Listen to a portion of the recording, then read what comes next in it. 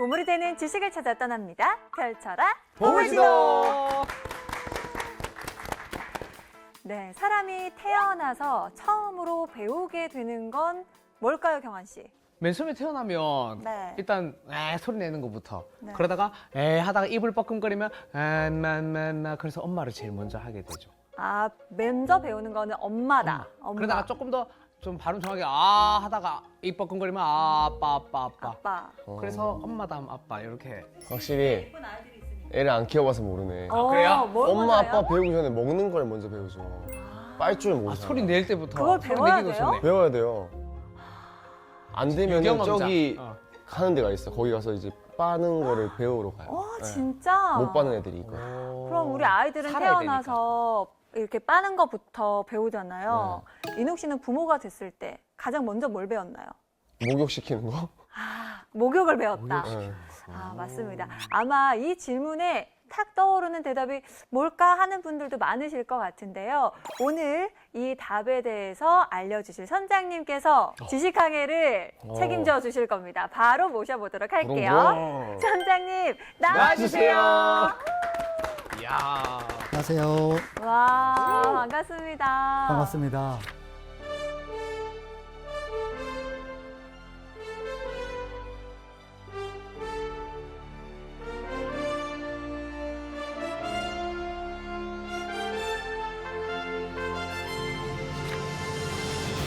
오늘 부모님의 첫 공부에 대해서 가르쳐 주실 텐데 사실 저희가 나눈 이야기 들으셨죠, 선장님? 네. 많은 분들이 제일 어려운 게 부모인 것 같다. 부모로서의 역할이 제일 어렵다 하시거든요. 그렇죠. 제가 밖에서 보니까 부모가 돼서 처음 배우는 게 뭘지 네. 토론을 하고 계시더라고요. 맞아요. 네, 과연 뭘까요? 일단 여기 계신 분 중에 아이 키우시는 분이 계세요? 아이가 몇 살?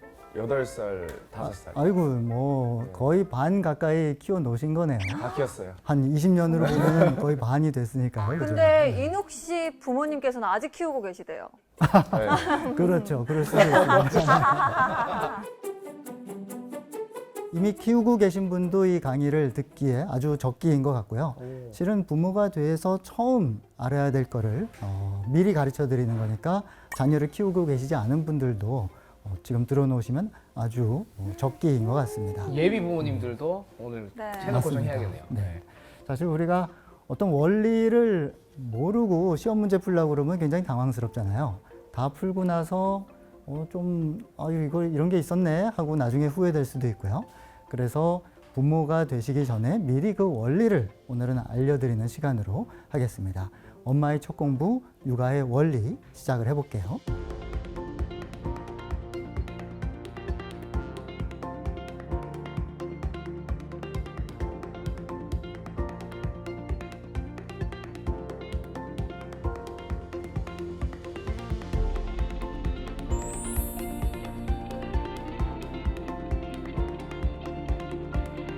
지금 화면에 나오는 분이 누굴지 퀴즈 하나 내보고 싶은데요. 혹시 아시는 분이 계실까요? 수염 스타일은 뭔가 갈릴레오 스타일인데, 오. 근데 위쪽은 좀 생소하네요. 학자시네요. 이상하다. 그리고 아이 되게 잘 키우세요, 저분. 그럴지도 모릅니다. 혹시 힌트, 저분은 자녀가 어떻게? 제가 잘 모르는 분야까지 지금 나오고 있기 때문에 퀴즈를 마무리해야 될 것 같아요. 이분은 네. 성함이 러시아의 문호 톨스토이. 톨스토이, 톨스토이 작가님이네, 선생님. 작가. 근데 이분의 작품 중에는 우리가 이름을 알만한 작품들이 좀 있어요. 오늘 제가 말씀드리려고 하는 거는 안나 카레니나 작품을 들어보셨죠? 네. 맞나요? 다 읽어보지 않으셨어도 돼요. 첫 문장만 읽어보셨으면 맞아. 제가 말씀드리려고 하는 그 문장이 나옵니다. 행복한 가정은 모두 비슷하지만 불행한 가정은 저마다 각각의 이유로 불행하다. 이런 문장으로 시작을 하거든요. 그런데 저는 이거를 조금 제 식으로 바꿔봤어요. 행복한 양육은 모두 비슷하지만 불행한 양육은 저마다 제각각이다로 좀 바꿔봤습니다. 가정이라는 단어를 육아라는 단어로 제 상담 내용에 맞게 바꿔봤는데요. 행복한 양육, 모두 비슷하다. 모두 비슷하니까요. 어떻게 보면 여기에 답이 있을지도 모르겠어요. 모두 비슷하면 보편적인 원리나 공식이 있는 거 아닐까? 예를 들면 우리가 수학이나 뭐 물리학에 보면 유명한 공식들이 있잖아요. 이는 MC 스퀘어. MC 스퀘어. 이런 거 사실 내용은 잘 모르고 이게 상대성 원리의 공식이라고 듣긴 했어도 어쨌든 이 공식으로 많은 거를 풀고 있는 것 같아요. 물리학자들은. 이분 하면은 뭐 떠오르는 분 계시죠? 저분 머리 스타일이 아인슈타인. 아인슈타인 같아요. 그렇죠. 이분은 바로 맞추시죠. 하지만 아인슈타인의 상대성 이론만 있는 게 아니라 그 전에는 뭐 뉴턴의 원리도 있고 비슷한 동시대에는 무슨 양자역학이라고 그래서 보위, 맞습니다. 보어라고 하죠. 보어. 네. 보어. 제가 말씀드리려는 거는 아니, 무슨 육아 얘기하면서 물리학이 나오지? 말씀드리고 싶은 거는 이렇게 물리학에도 공식은 있지만 그 공식을 적용해야 될 분야가 각각 있다. 뉴턴의 공식이 맞는 때가 있고 뭐 아인슈타인의 공식이 맞을 때가 있고 양자역학의 공식이 맞는 때가 있다. 그런데 그게 육아도 마찬가지다. 그래서 우리 육아하면은 아까 잠깐 말씀을 드렸지만 아이고 8살이면 거의 20년의 반은 키우셨네요. 말씀을 드렸지만 육아 과정이 그래도 대략 한 20년 된다고 잡을 수가 있잖아요. 독립할 때까지. 네. 그렇죠, 그렇죠. 심리적 독립, 경제적 독립 이런 독립을 할 때까지 키우는 건데 그 20년 동안 강산도 많이 변하지만 아이는 또 얼마나 많이 변하나요? 뭐 아기 때, 어린이 때, 청소년이 다 다르단 말이죠. 그때마다 대입해야 되는 공식이 조금씩 다를 수 있습니다. 아이고 어려워, 아이고 어려워. 하나의 공식으로 다 하는 게 아니고 그때그때 다르게 그렇죠. 적용하는. 아이고 어려워. 그래도 3단계밖에 안 되니까 네. 너무 복잡하지는 않아요. 알겠습니다. 그거를 헷갈리셔서 공식이 없는 것처럼 우리가 느껴지는데 그거를 아시면 일종의 큰 원리를 아시는 게 됩니다. 그럼 오늘은 그럼 이제 시기별로 공식이 탁탁탁탁 이렇게 조금씩 나온다는 건가요, 오늘? 그걸 시도를 해보겠습니다. 좋습니다.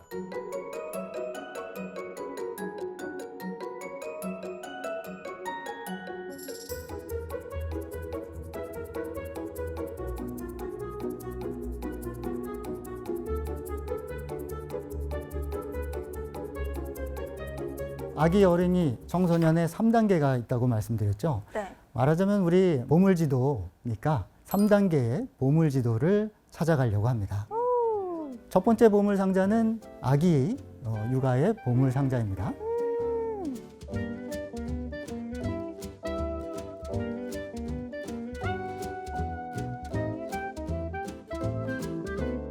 이 보물상자 안에는 뭐가 들어있을까요?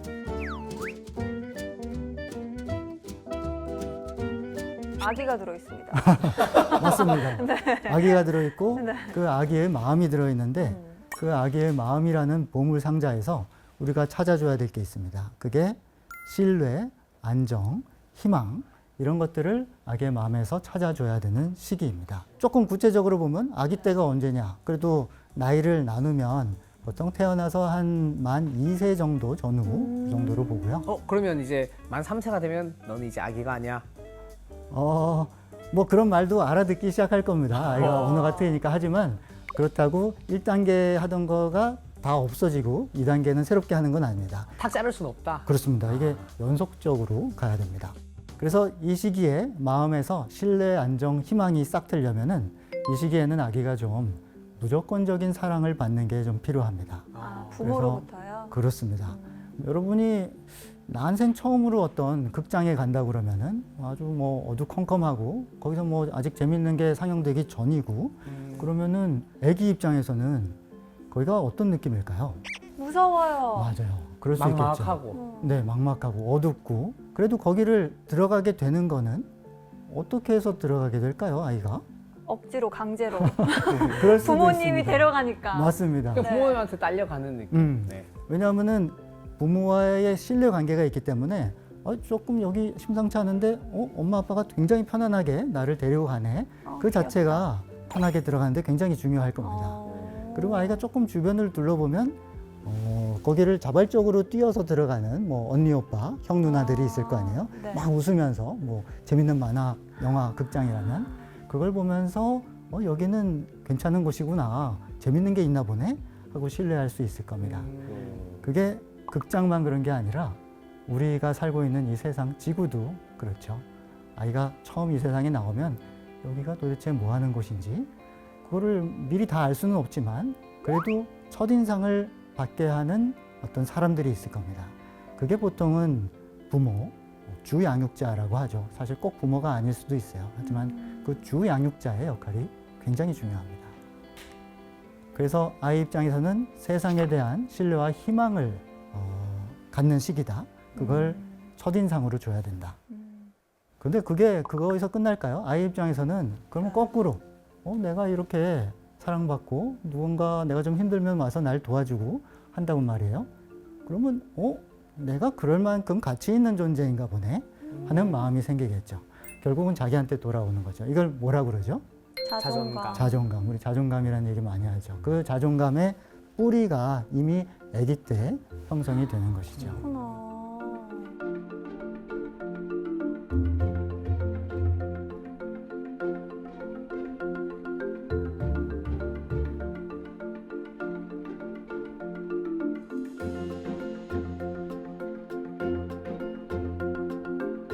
아니 그러면은 이때는 그냥 뭐 울고 뭐 배고프면 밥 주고 잘 재우고 잘 놀아주고 부모님들은 이것만 하면 돼요? 잘 반응해 주는 거. 이건 네. 많이 아니고요. 제일 힘든 거예요. 얼마나 힘든지. 제일 힘든 거예요. 그것만 하는 게 아니고 그거 나. 그러니까 뭐 네. 다른 거를 뭐 이렇게 뭐 혼내고 이런 게 아니라 그냥 그때는 무조건적인 사랑. 이 세상이 정말 사랑으로만 가득 찼다는 무한한 애정을 주면 되는 거잖아요. 그렇죠. 그게 말씀하신 게 굉장히 잘 묘사를 해주셨는데 네. 그런데 그게 잘 안 되는 경우들이 좀 있을 수 있어요. 우리 살다 보면은 흔히 있는 경우가 어머님이 출산을 하고 나면은 자연스럽게 좀 우울해질 수 있거든요. 좀 심하게 산후우울증. 산후우울증이 네. 심하게 올 수도 있고요. 네, 그런 게 어느 정도는 정도의 차이가 있지만 자연스러운 건데 그러면 어떻게 해줘야 돼요? 그럴 때? 그럴 때는 산후우울증을 극복할 수 있도록 좀 주위에서 도와줘야 돼요. 맛있는 거 많이 먹어야 되나요? 네? 누가요? 엄마가 엄마 맛있는 거 많이 먹으면 우울증이 가셔요? 산후- 건쌤은? 아니 그러니까 우울증에 네. 그게 도움이 될까요? 물어본 거예요. 네. 맛있는 거 어. 먹는 거? 어머님이 그걸 원한다면은 잘 남편분이 챙겨주시는 게 좋겠죠. 근데 남편이 잘해야 되네요. 물론 그것만은 아니겠지만 그것만 아니라고요. 내가 낳아본 사람처럼. 그러니까 되게 유명한 거잖아요. 결국은 어머님이 아이에게 잘 반응해 줘야 되는데 본인이 우울해서 그 에너지가 없을 때 그걸 주변에서 도와주셔야 되죠. 그래서 어머니를 도와주셔도 좋고 어머님의 뭐 집안일 부담 같은 거를 다른 사람들이 도와줘서 아이에게 온전히 에너지를 쏟을 수 있게 해준다던가 혹은 아이에게 반응해 주는 거를 다 같이 도와주셔도 되고요. 주 양육자 역할을 꼭 어머님이 부담 주셔야 되는 건 아닙니다. 누군가가 열심히 해주시면 돼요. 주양육자를 사실은 부모님이 아니라 조부모님이 하시는 경우도 특히 어릴 때는 요즘 많잖아요. 그렇죠. 조부모님들이 건강하시면 잘 반응해 주시는 것 같아요. 네, 가끔은 조부모님이 기력이 없으시거나 몸에 병이 있으시면 그 반응을 잘 못 해주시는 경우가 생기는데요. 그럴 때는 또 역시 너무 혼자 부담을 떠안지 마시고 내가 사정이 요러니까 좀 도움이 필요하다 하는 걸 좀 터놓고 가족이 상의를 하실 필요가 있습니다. 그게 결국 아이를 위하는 게 되겠죠. 이거는 예비 조부모님들도 잘 들으셔야 됩니다. 네. 그렇죠. 이건 부모님만 들으시는 게 아니라 다 같이 들으셔야 됩니다. 양육에 참여하시는 분이면 모두가. 그리고 뭐 다양한 경우가 더 있을 수 있는데요. 우리가 양육자가 너무 자주 바뀔 때 이런 게 조금 위험할 수도 있다는 각 양육자분들이 잘 반응해 주실 수도 있지만 아무래도 뭐 몇 개월 단위로 경제적 사정이 어렵거나 해서 뭐 친척에 맡겼다가 이렇게 왔다 갔다 하는 거는 애착에는 좀 불리한 면이 있을 수가 있습니다. 근데 그렇게 또 다르게 보면 사랑을 줄 수 있는 사람이 많을수록 그 애착관계 형성도 많이 돼서 아이들한테 더 풍부한 감정을 심어줄 수 있거나 그런 긍정적인 면은 없나요? 그거를 바뀌시는 모든 분들마다 네. 한결같이 잘하시면 생각해 볼 수도 있기는 합니다. 근데 다만 아직 아기 입장에서는 네. 이게 누군지 세상이 뭔지 이게 구분이 잘 아직은 안 가는 시기이기는 합니다. 네. 엄마도 이게 엄마라는 존재가 뭐지? 아직 이런 것도 감이 좀 약할 때이기도 해서요. 그렇습니다.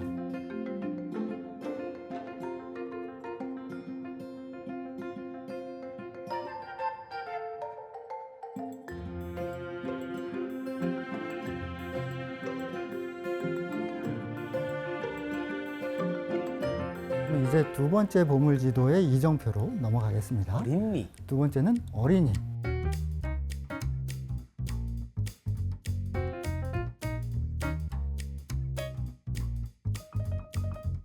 이 시기에는 쉬운 말로 하면 어떤 역할, 규칙 이런 게 좀 들어있고요.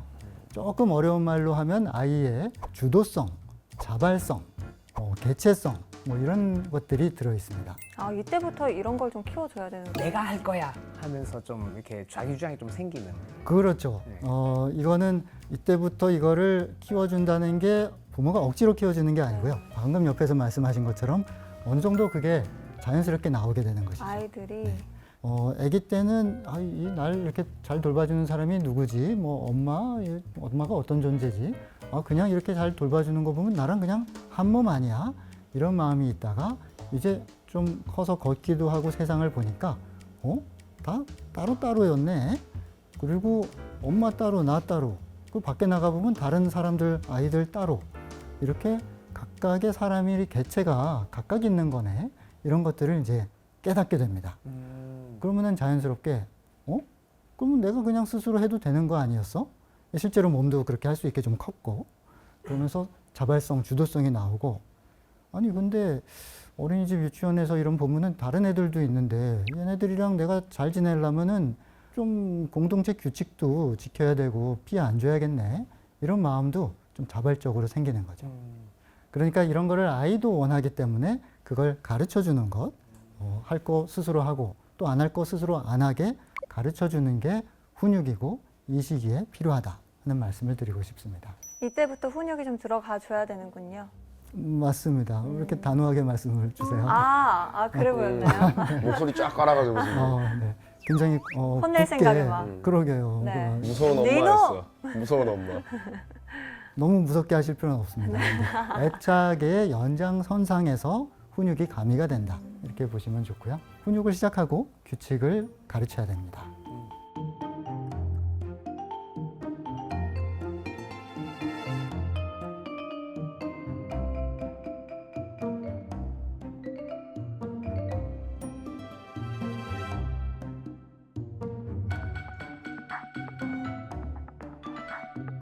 만약에 아이가 아기 때에서 좀 커서 스스로 아장아장 걷고 세상으로 나간단 말이에요. 너무 귀엽죠. 근데 그렇게 뭐 마음껏 나가렴 하고 다 허용만 해주면 될까요? 안 되죠. 안 될 때는 안 된다 이걸 알려줘야 될 것 같아요. 그렇죠. 네. 어떨 때가 잘 안 될까요? 그렇게 하면. 뗐을 때요. 뗐을 때보다도 제가 생각했던 네. 답은 그 아이가 아장아장 나가는 곳이 만약에 위험한 곳이라면 위험할 때. 네, 차도로 걸어 나간다. 이러면은 아이를 위해서 그거는 안 돼, 멈춰야 돼. 맞아요. 여기는 가는 곳 아니야. 알려줘야 되잖아요. 그게 이제 훈육의 출발일 것 같습니다. 이런 건 위험해 안 돼. 그러면서 엄마가 안 된다는 거 경험해 보니까 진짜 좀 안 되는구나. 아이가 아프구나. 경험을 해보면서 네. 엄마 말을 좀 더 이제 따르게 되기도 하는 것이죠. 들어야 되는구나. 네. 뭐 미리 들었는 것도 있지만 엄마 말을 미리 안 들었다가 또 자기 마음대로 했다가도 이거 엄마 말이 맞았네 하면서 배우는 것도 많이 있습니다. 너무 위험한 것만 아니면 뭐 조금 허용해 주는 것도 가능합니다만 전체적인 틀에서는 해야 될 거 안 해야 될 걸 이제 배우기 시작하는 시기라는 말씀입니다. 말하자면은 육아의 방법이 한번 바뀌는 거예요. 이 부분이 중요합니다. 왜냐하면은 그 전에 육아가 순조로우면 그냥 한정없이 그렇게 가도 될 것 같은 생각이 우리가 들기가 쉽거든요. 이렇게 다 받아주고 그랬는데 아이도 잘 크는 것 같고 아이도 만족스러워하는 것 같고 계속 이렇게 가지 뭐 초등학교 들어갈 때가 되는데도 그렇게 하고 있으면은 마마보이. 마마보이가 될 수도 있고 집에서도 너무 이제 멋대로 해버리는 엄마를 무시하는 그렇게 될 수도 망나니가 있는 될 수도 것이죠. 그래서 이제 다 해주는 거에서 좀 스스로 할 거는 네가 하도록 가르쳐서 하게 하는 것이 필요합니다. 만약에 아이가 어느 날 놀다가 집안을 난장판을 만들어 놨어요. 그러면은 어떻게 훈육을 하면 좋을까요? 이거 너가 다 치우렴. 다른 분들은 다른 답이 있으세요? 저는 어렸을 때는 저렇게 했다가 네 엄마가 또 혼나겠다면서 엄청 막 잠자리치 들고 막 이랬어요. 그렇군요. 엄청 겁줬어요. 네. 그래서 더 이상 어지르지 않으셨어요? 그래도 사실 계속 하게 되죠. 네네네. 아들만 둘인데. 그렇죠. 네. 아니 너무 좋은 답을 말씀을 해주셨는데 옆에서 웃으셔서 한번 여쭤봤고요. 정답이었습니다. 진짜요? 네네. 스스로 그거를 어떻게 보면 책임지는 것이죠. 책임을 알 수 있게 하는 거. 그렇죠. 네. 오. 근데 어릴 때는 너무 난장판 만들어 놓으면 자기가 그거를 다 치우기는 좀 어려워요. 그거를 책임지고 끝까지 완벽하게 치워. 이거는 좀 어려울 수 있는 저는 그 거고요. 노래 틀어주고 그럼 할래요. 빠빠빠빠빠빰 이 노래 틀어주면서 빨리 해, 빨리 해, 빨리 해 이러면서 네. 되게 심리적 압박을 엄청 주려고. 이러면 안 아니요. 되겠죠. 아니 아닙니다. 아니요, 예, 좋아. 굉장히 진짜? 좋은 부분이 있습니다. 네네. 좋은 부분이 있는데 그래요? 일단은 아이가 스스로 할 수 있는 데까지 하고 나머지는 좀 도와주자. 그래도 도와주면서 뭐 같이 정리를 한다던가 하면은 배우는 거니까요. 아이도. 그리고 그게 꼭 벌러서 스스로 치우는 거는 아니어도 된다. 그러면 어떻게? 쉬는 놀이. 활동도 즐거울 수 있게. 즐거울 수 있다. 어. 놀이를 활용하시면 좋다. 그리고 그런 것들을 집에서 부모가 훈육을 하고 가르쳐 주지 않으면 결국은 어떻게 될까요? 나가서 혼나서. 뭐 오늘은 다 하시네요. 그래서 더 큰 제재를 받을 수도 있고. 남들한테 혼나지. 부모가 안 하면 남들이 훈육을 하게 되죠.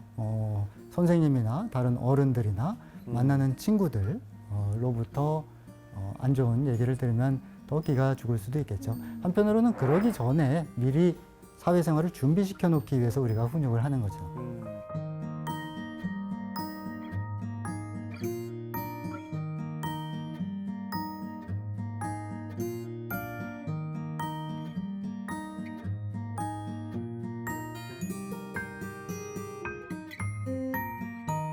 그래서 훈육은 결국 남들과 잘 지내기 위한 것이다. 그러기 위해서 할 거 하고 안 할 거 안 하는 것이다. 그래서 남들과 실제로 잘 지내게 되면은 남들이 내가 이렇게 했더니 날 좋아하네. 그러면 그게 뭘로 이어진다고요? 자존감이 네, 맞아요. 역시 자존감이죠. 난 사랑받고 있어 하는 느낌. 그렇죠. 아기 때는 무조건적인 반응을 잘 해줘서 무조건적인 사랑으로 내가 사랑받는 존재구나 자존감이 생기지만 이 시기에는 내가 이렇게 조금 정신 차리고 했더니 사랑을 받을 수 있네. 애들이 다 좋아하고 나 인기 있네. 이게 자존감인 거죠. 네. 그래서 훈육이 그 애 기죽인다, 뭐 다른 아이들을 위해서 우리 아이를 혼내는 거냐, 뭐 이렇게 생각을 하시고 훈육을 안 하시는 부모님들이 가끔 뉴스에도 나오고 그러잖아요. 근데 그게 아니다. 그거를 아이가 잘 알고 세상에 나갔을 때 결국 아이 자신을 위하는 것이다라는 걸 꼭 아셨으면 좋겠습니다.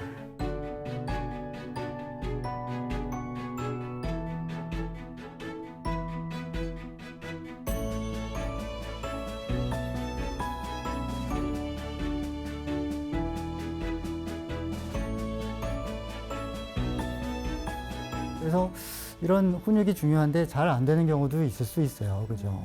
대표적인 경우에는 아이가 좀 불쌍해서요, 너무 약해서요, 이런 말씀을 하시는 부모님들이 계신데요.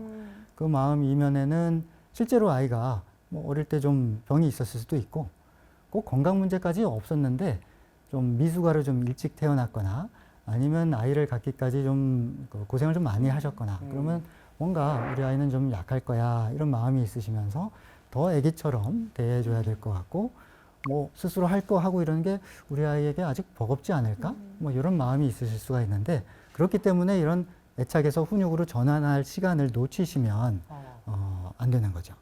그래서 이 원리를 미리 아시면 좋겠다는 말씀을 드립니다. 또 정말로 우리 아이는 훈육할 일이 별로 없는데요 하시는 가정도 있을 수가 있어요. 맞아요. 너무 순해요, 애가. 막 네, 이러면서. 실제로 그런 경우가 있을 네. 수가 있습니다. 다른 요인이 있을 수도 있지만요. 뭐 운 좋게 정말 순한 기질의 아이가 태어난 경우도 있고 때로는 막상 보면은 그렇지가 않은데 부모님이 불안해서 훈육을 하면은 큰일 날까봐 상처 줄까봐 그러는 경우도 있을 수가 있어요. 뭐 좀 과잉 보호를 하게 되지 않나요? 그렇죠.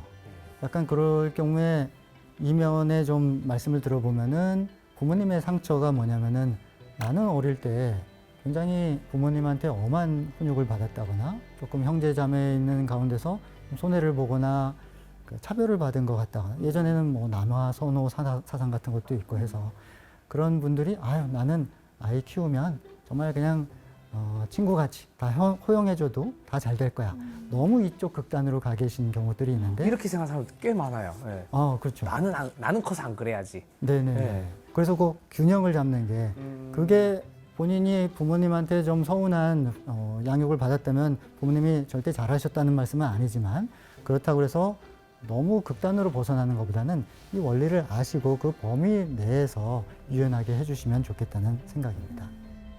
그리고 정말로 훈육이 잘 안 돼요 하는 아이들도 있을 수 있어요. 아이 기질이나 뭐 혹은 요즘 뭐 ADHD나 이런 것들이 있을 수가 있으니까요. 그거는 부모의 탓인 게 아니죠. 아이가 그런 게 있으면은 전문가의 도움이 필요하고, 그거는 전문가도 마찬가지입니다. 전문가라고 이렇게 있어도 우리 아이가 만약에 그런 ADHD 같은 게 있다 그러면 치료를 통해 도움을 받아야 된다고 전문가들 스스로도 알고 있는 것이죠. 그게 잘 안 된다고 부모님이 자책하시거나 이럴 일이 아닌 것이죠.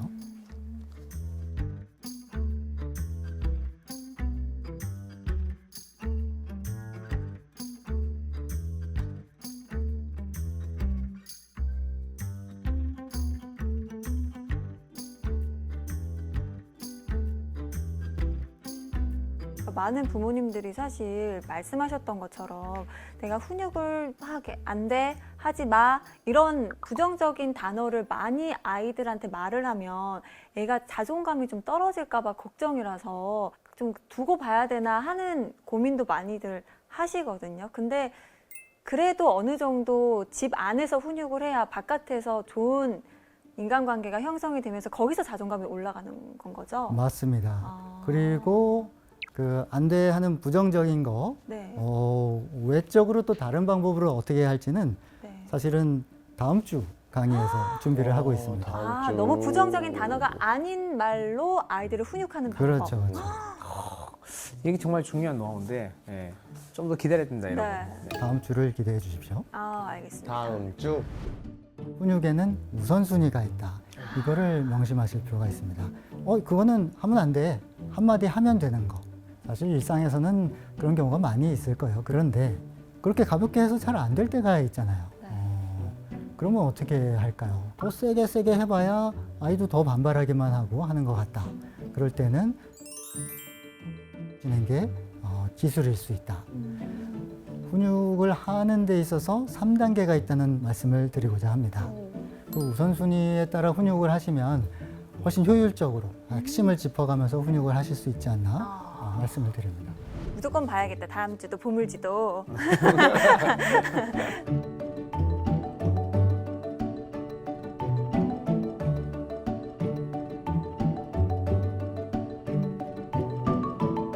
훈육에서 그런데 우리가 중요한 거는 훈육이 좀 잘 안 되는 경우는 이렇게 다양한 요인들이 있을 수 있고 부모의 심리, 아이의 특성 이런 게 있을 수 있지만 흔히 있는 경우는 훈육이 일관되지 않을 경우에 아이도 별로 그 훈육을 신뢰하지 않을 수가 있게 되죠.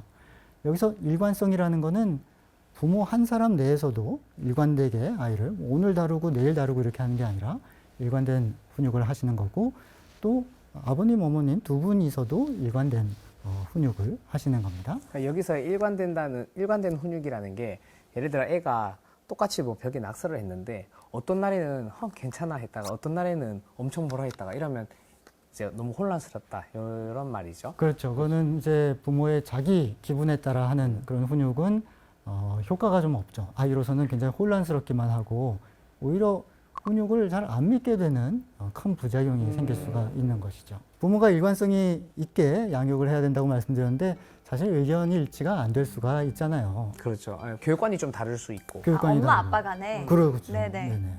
그러면 어떻게 하죠? 가위바위보로 합니다. 이긴 사람 말을 따라줘요. 그렇게 규칙을 정하시는 것도 좋아요. 승복을 잘 하실 수 있으면 그것도 괜찮아요. 지고 막 벽 부시고 있는 거 아니에요? 혹은 아니면 정선수 부부처럼 좀 주양육자한테 맞아. 조금 더 이제 말을 따라주는 네. 걸로 하는 게 옳지 않나?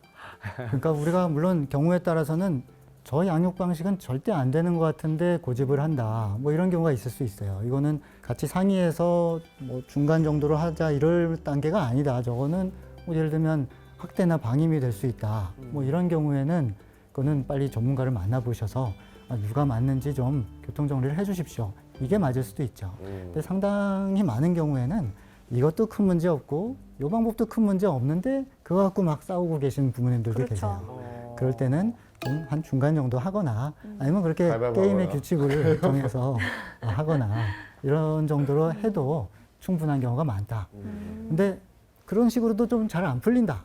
그럴 땐 또 방금 말씀해 주신 그 방법. 주 양육자에게 좀 우선권을 주는 게 어떻겠느냐. 맞아.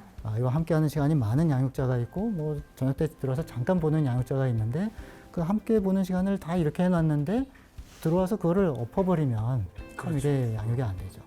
그 잠깐 보는 시간을 그 연장선상에서 일관성 있게 좀 보조를 맞춰주시는 게 좋겠다.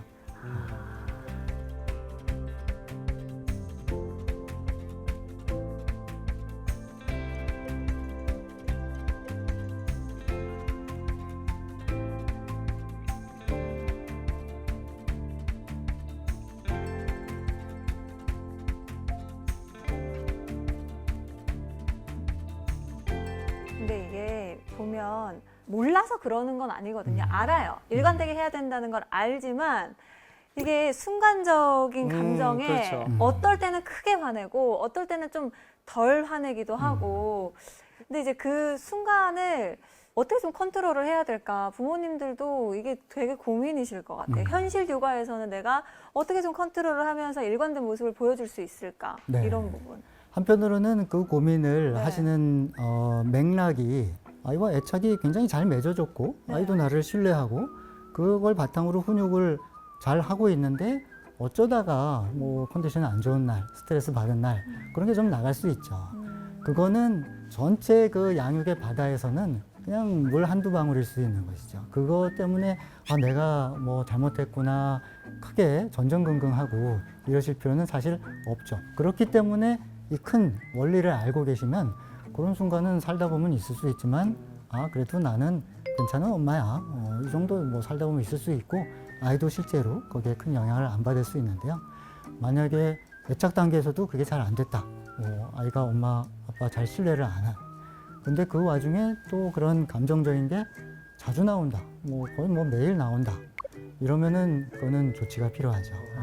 내가 뭔가 어떻게 보면 내가 상담을 받아봐야 될 수도 있고 그럼 내가 일을 좀 줄여야 될 수도 있고 내가 너무 힘든 걸 좀 도와달라고 부모님한테 좀 와서 가서 좀 도와주세요. 혼자 안 되겠어요. 도움을 청할 수도 있고 그거는 다양한 방법이 있겠지만 그래서 내가 조금 마음이 편해지고 그게 아이에게 갈 수 있도록 좀 환경을 조정하셔야 되는 건 있습니다.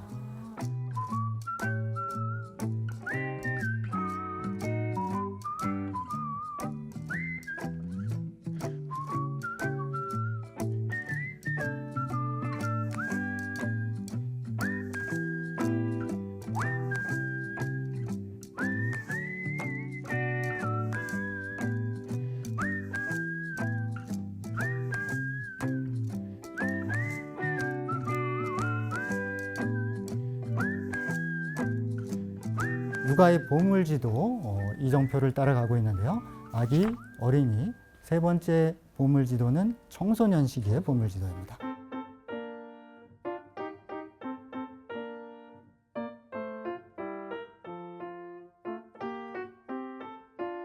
청소년 어렵죠. 네. 그러면은 이 청소년기에는 어떤 보물을 우리가 찾아야 될까요? 학업을 좀 지원하는 부모로서 이 노하우가 제일 크지 않을까 싶네요. 이러면 공부시키는 공부만 시키고 그놈의 학원 뺑뺑이 돌리고 학원 다니기 얼마나 싫어하겠어요. 맞아. 어휴, 진짜 하고 싶어가지고. 딸 안 해? 그냥 경환쌤 딸 안 해? 아들 안 해. 사실 그 공부라는 게 어떤 해야 될 거를 책임감 있게 숙제를 뭐 최대한 내가 할 만큼 한다 이런 거라면은 그거는 보편적으로 필요한 걸 거고요.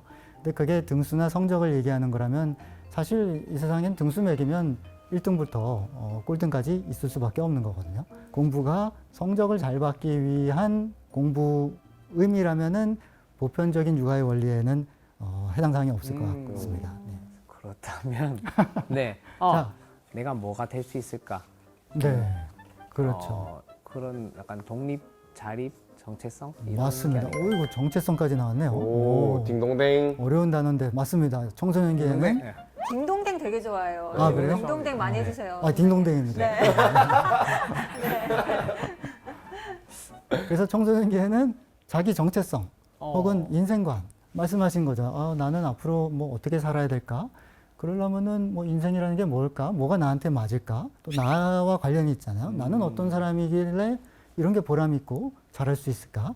이런 것들을 고민하는 시기이기 때문에 그런 자기 정체성이나 인생관 그걸 통해 심리적 자립으로 가는 그 마음을 발견해 주는 게 이 시기의 보물지도입니다. 어렵다, 어려워. 제일 어려운 거다, 진짜. 제일 정말. 그래서 이 시기는 뭐 자아 정체성, 인생관 그러니까 내 갈 길을 찾는 거니까요.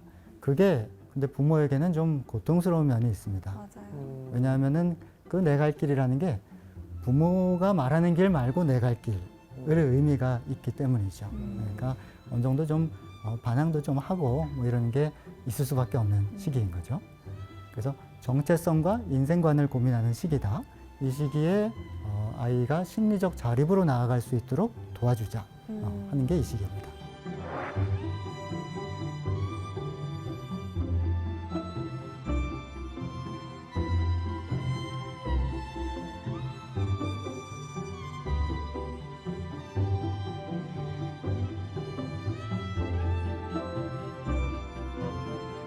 어떻게 보면 육아의 목표가 심리적 자립일 수도 있어요. 그죠? 그러니까 우리 부모의 도움 없이도 잘 살 수 있게 하는 거잖아요. 그러니까 이 육아의 마지막 단계로서는 자립을 얘기하지 않을 수가 없고 그러려면은 자기가 어느 정도 시행착오를 겪으면서 그거를 발견하는 게 없을 수가 없죠. 즉, 한 번 더 육아 방식이 바뀌는 겁니다. 훈육의 시기에서 조금 자립을 허용하는 시기로 바뀌는 겁니다. 나는 누구고 나는 이 세상에서 어떻게 살아야 되지 뭐 어떤 걸 살면 이 세상에서 내가 잘 받아들여지고 잘 살 수 있을까 이런 거를 고민을 하다 보니까 내 길을 찾아야 돼 이러다 보니까 실은 부모에게는 좀 거부적이 될 수 있습니다. 맞아요. 아까 말씀드린 것처럼 부모의 길이 아닌 내 길을 찾아볼래 이게 이 시기에 건강한 심리거든요. 그게 잘못된 심리가 아니라 건강한 심리인 거죠. 근데 부모 참고 안 한다고 모든 사람을 참고 안 하면 될까요? 안 되죠. 그렇죠. 그럼 누구를 주로 참고하게 되죠? 또래 집단, 막 친구들. 그렇죠. 중요하잖아요. 또래 집단, 전문 용어까지 나왔습니다. 네. 친구들, 쉬운 말로 네. 하면. 친구들을 많이 참고를 하게 되고 또 현대 사회에서는 사회적 영웅들, 영웅이라도 해도 좋을까요? 그 연예인이나 스포츠 스타들. 대체의 영향을 더 그렇죠. 받으니까. 네, 그런 안 그래도 분들의 있어요.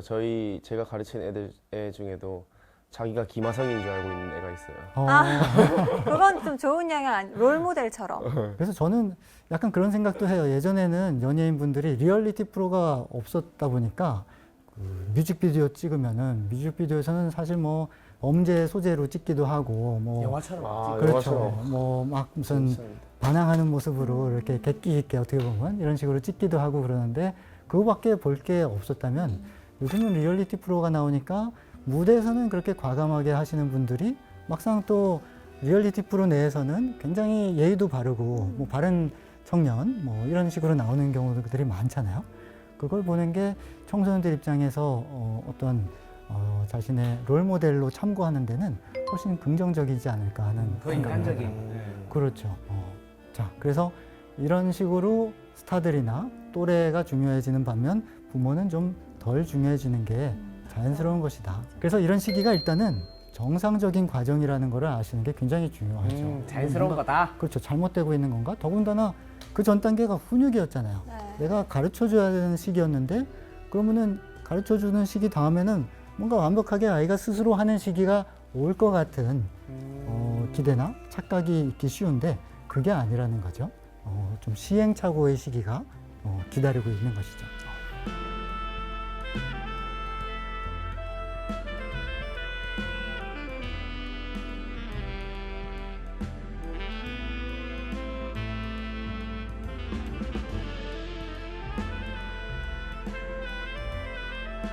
그래서 이 시기에 네. 이 아이의 심리를 잘 모르고 훈육 그냥 계속 이어가야 된다 해서 잔소리를 혹시 많이 하게 된다면 네. 어떤 메시지가 아이에게 갈지 우리가 생각을 좀 해봐야 됩니다. 잔소리. 네.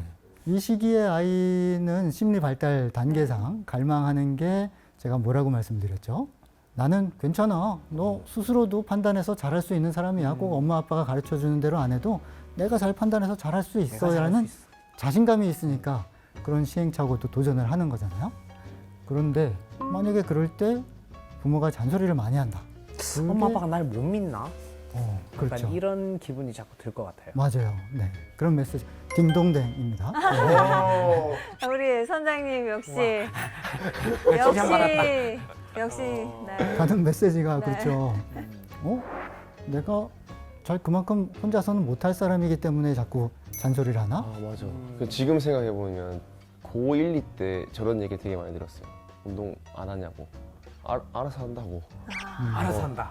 내가 알아서 할게. 네네네, 그렇죠. 내가 운동하지 아빠가 운동하나. 네네. 이렇게 말하면 어떻게 해야 돼요? 그래, 열심히 해. 그럼 할 말 없는데? 나 할 말 없는데. 아, 이렇게 해야 되는구나. 그래서 이런 잔소리가 이 시기의 아이에게는 잘할 수 있는데라는 그 마음에 조금 생채기를 내는 걸 수도 있는 것이죠. 너는 혼자서 할 수 없는 아이잖아. 그래서 내가 이렇게 잔소리를 할 수밖에 없잖아. 라는 메시지가 갈 수도 있는 것이죠. 자꾸 끓이는 거예요. 그러면 아이 마음에서 어떻게 된다? 자존감이 좀 떨어지. 또 자존감이, 그렇죠. 다 자존감이 연결이 되는 겁니다.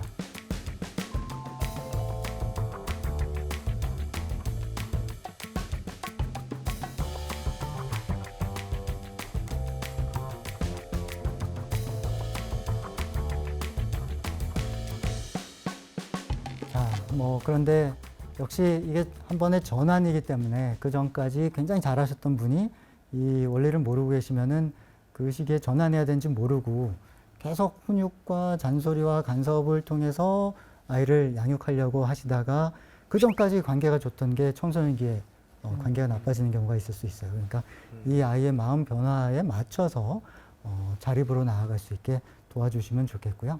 그게 이 원리를 몰라서 그러시는 경우도 있지만 때로는 본인 또 마음에 어떤 불안감, 하나하나 가르쳐 주지 않아도 과연 될까? 혹은 상실감.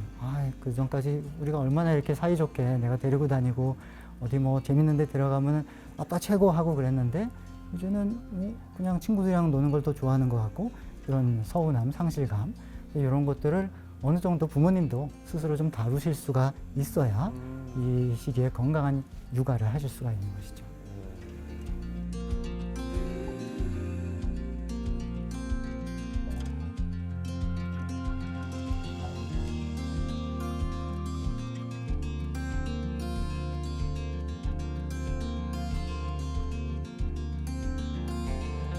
한편으로는 아이가 좀 머리가 크면서 논쟁도 가능해지고 하는 게 이 시기인데요. 역시 그거는 건강한 변화다. 그 논쟁을 이런 정도로 굉장히 내가 반박하기 힘들게 아이가 논지를 주장도 할 줄 알아?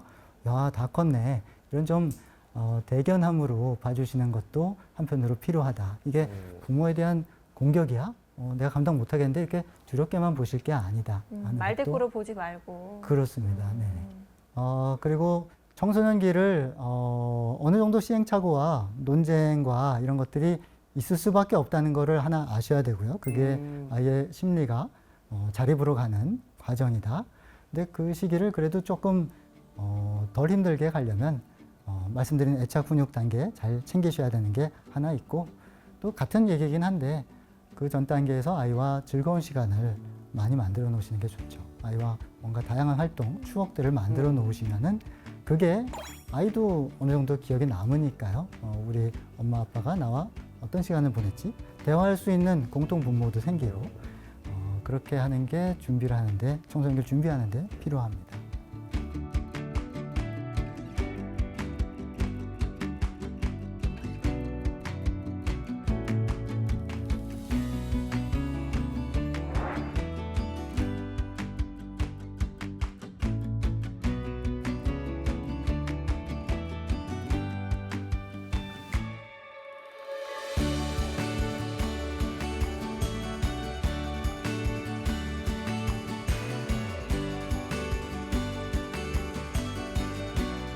오늘 근데 말씀 주신 내용들은 사실 육아에 참여하는 모든 분들이 함께 보면 너무 좋을 것 같아요. 조부모님도 그렇고 뭐 아빠는 물론이고요. 그래야지만 우리 아이를 키우는데 구멍 없이 모두가 말씀하신 팀워크 좋게끔 잘 굴러갈 수 있지 않을까 생각이 드는데 특히 오늘 강의는 인욱 씨가 또 두 아이의 아빠이기 때문에 궁금한 것도 많았고 했잖아요. 오늘 되게 말 많이 했죠, 중간에. 그래서 확실히 좋은 아빠 맞구나. 저는 이 모습을 보면서 그래도 인욱 씨는 좋은 아빠는 맞다.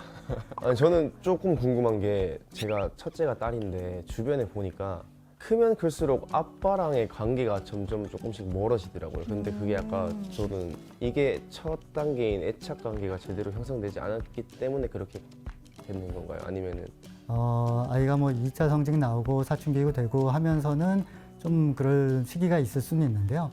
사실 거꾸로 생각하면 아들은 처음부터 멀었다 하시는 분들도 많거든요. 그래서 뭐 별로 신경 안 쓰는 거. 그러니까 딸이니까 뭐 꼭 소원해진다기보다는 그런 측면도 또 아들을 생각하면 그러면 그렇지 않은가 또 생각해 봐야 되는데요. 단 그 딸하고는 아무래도 사춘기나 이럴 때 좀 공통분모가 적을 수 있잖아요. 그러니까 그 전에 애착 단계도 그렇고 또 요 훈육의 단계에 있을 때 훈육뿐만 아니라 즐거운 추억, 시간들을 많이 마련해 놓으시면 그게 청소년기에 너무 멀어지지 않는 힘이 될 겁니다. 근데 진짜 인욱 씨처럼 딸이 어릴 때는 맨날 이렇게 뽀뽀도 해주고 애교도 부리고 이랬는데 사춘기가 어느 순간 오면서 뽀뽀도 안 해주고 뽀뽀는커녕 아빠만 오면 문을 닫고 방에 들어간다. 뭐 이렇게 해서 너무 서운하다는 서운하겠다. 아버님들이 많으시거든요. 네. 좀 자연스럽게 받아들여야겠죠, 그런 부분도. 뭐 좀 일시적일 수 있다. 그 전 단계들이 잘 돼 있으면 그거는 아마 일시적일 것이다. 그럼 만약에 오늘 방송을 보시고 내가 애착 관계가 덜 형성돼서 그런가 보다 하시면서 과하게 갑자기 그 전에는 막 밥 먹어 막 이러시다가 이 방송 보시고 그 다음날 우리 딸 막 이렇게 하시면은 안 되는 거죠. 그 어색함의 기간을 뛰어넘어서 유지할 수 있을 정도로 끈기 있고 일관되게 하실 수 있으면 뭐 그것도 해볼만 하시기는 하죠. 근데 그냥 자기 기분 내키는 날 뭐 반주 이렇게 하시고선 그냥 그렇게 하시면은 아이도 뭐 큰 반응 안 보이겠죠. 더 멀리 하려나요? 아빠 왜 저래? 막 이러면서. 평소에 잘해란 말이네요. 그렇죠. 이어지는 거죠. 경환 씨는 아이는 없지만 또 아이들과 붙어서 함께 지내고 있잖아요. 내 친구들도 다 이거 비싼 잠바 다 사 입는데 나도 하고 싶어. 근데 사실 이런 경우들이 많이 생기잖아요. 요럴 때 내 친구 다 한단 말이야. 내 친구 다 하는데 나는 왜 안 해줘? 맞아. 이렇게 했을 때 부모로서 좀 어떤 식으로 좀 대처하면 좋을지. 네. 뭐 정말 애들이 다 하면은 좀 사줘도 되지 않을까요? 근데 또 휴대폰 같은 경우에는 어떤 네. 부모님은 끝까지 절대 미디어 노출하면 안 된다 하고 고집 부리시는 분도 계시거든요. 네. 근데 사실 아이 입장에서는 애들 다 휴대폰으로 연락하는데 나만 휴대폰 없고 고립감을 느낄 수 있잖아요. 네네네. 그럴 때는 어떻게 해주는 게 맞나요? 그거는 어떻게 보면 구매 문제 플러스 또 휴대폰 관리의 문제가 있는데요. 우리 아이가 휴대폰 사주면 잘 관리할 수 있는 아이인가? 아이 성향이나 이런 것까지 좀 봐야 되니까요. 좀 복합적인데 먼저 그 구매 문제로 본다면요. 그렇죠. 아이가 다른 애들이 다 산다. 이게 과장일 수도 있고 또 팩트일 수도 있는데요. 다 사고 그러면은 또 이 시기는 다른 사람들, 친구들 혹은 스타들의 눈을 통해서 자기를 바라보는 시기이기 때문에 내가 이렇게 친구들이랑 좀 다른 거 굉장히 좀 자존심 상해하고 이런 게 좀 어느 정도는 자연스럽기는 해요. 그래서 정말로 누구나 다 사는 거고 사줄 형편이 되는데 굳이 뭐 안 사주고 있을 필요가 한편으로는 없죠. 그런데 그 질문을 주셨다는 것 자체는 그런 상황이 아니니까 질문을 주셨겠죠. 그럴 때는 내가 흔쾌히 그냥 사주지 않는 이유가 뭔지 먼저 자기 마음부터 솔직하게 돌아보실 필요가 있어요. 뭐 첫째는 그거는 너무 비싸서 부담되는데 우리 형편에는 그러면 그 솔직하게 얘기하는 게 낫죠.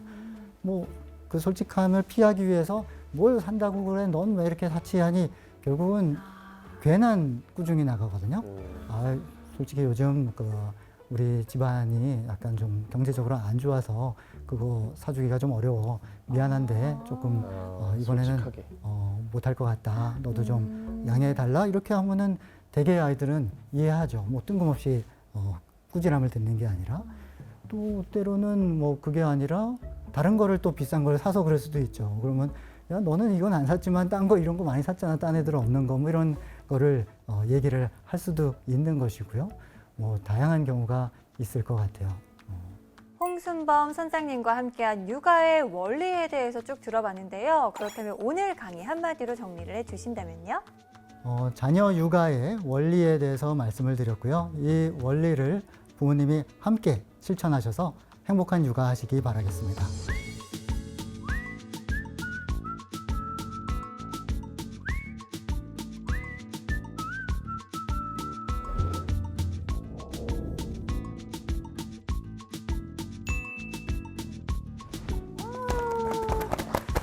네, 잘 들으셨죠? 엄마만의 역할도 아니고요. 아빠만의 역할도 아닙니다.